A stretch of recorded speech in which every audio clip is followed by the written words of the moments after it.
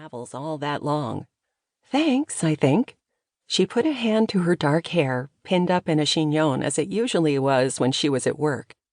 Ever since she'd got out of the kitchens and away from being a chambermaid in her quest to take the hotel industry by storm, she'd prided herself on dressing well. In this current role, she would be the first face guests set eyes on, the first point of contact, and at all times she was representing the establishment she worked for, which meant standards couldn't slip. She was thankful Sophia couldn't see beneath the desk right now, or she may not be so impressed. Earlier this morning, Darcy had checked the retreating form of the inn's only guest as he left for work in his usual business attire, dark suit, well-fitted, and fled down the front steps of the brownstone, hailing a taxi with a yell and a raise of his hand that revealed just a small section of his shirt sleeve. After he'd left, she'd ducked across the street to the corner of the next block and grabbed a takeout caramel macchiato. She intended to drink it as she updated paperwork, called the delivery people to check the Christmas tree was definitely arriving at the appointed time, and generally had a breather before she got everything ready to welcome new guests this afternoon and ensure the top-floor apartment was kept as their businessman guest expected. Her plans had gone awry, however, when she took the top from her macchiato the second she came in from the cold, and somehow managed to stumble in her heels and slop at least a third of the contents over her navy skirt. Muttering to herself, she'd taken the skirt off. The liquid hadn't hit her stockings, so without another guest in sight, she'd traipsed downstairs to the laundry and popped it straight into the machine. It was as she was taking the stairs up again that she heard the laptop on the front desk and the incessant Skype ringtone that would go on until it was answered. Over Skype now, Sophia asked more about their guest list for the coming weeks, and Darcy filled her in. The guest you checked in last week before you left is quiet as anything. I think he must work a lot. At least that's what the well-used office desk and the lines of suits upstairs had told her when she'd made up the bed yesterday morning, replenished refrigerator supplies, and the light refreshments. She was too professional to pry, but unless you were blinkered, you couldn't help picking up on guests' behaviors and lifestyle.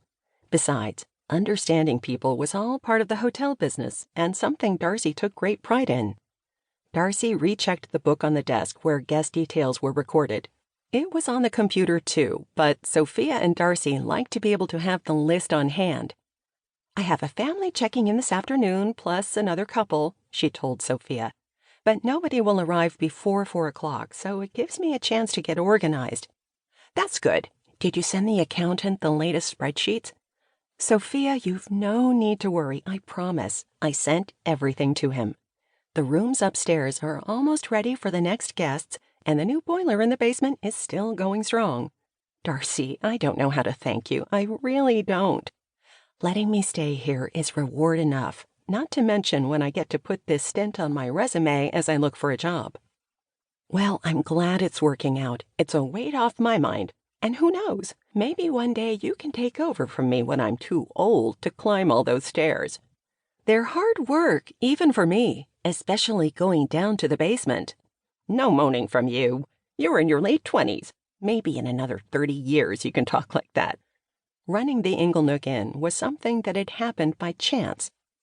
Darcy had been traveling for 5 years, coming home to New York only on a few occasions. She'd worked in hotels in Sydney, Australia, a small town in Ireland, then she'd moved over to Scotland, where she'd found work with a large hotel chain.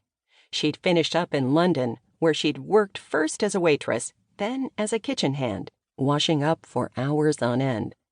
Finally, she'd managed to secure the role of front-of-house supervisor, which she'd loved, until the position was snatched out from under her when a misunderstanding led to her resignation and subsequent return to New York. She'd wanted to gain far more experience before coming home, but the best-laid plans hadn't quite worked out that way, which was what made this role at the Inglenook Inn perfect in its timing. It was the chance to prove herself all over again and move forwards. I sneaked another look at the new website this morning, Sophia told her now. It's really easy to use, isn't it? Dylan did a brilliant job. The photographs sell the place. Fingers crossed for lots more bookings. On one of Darcy's visits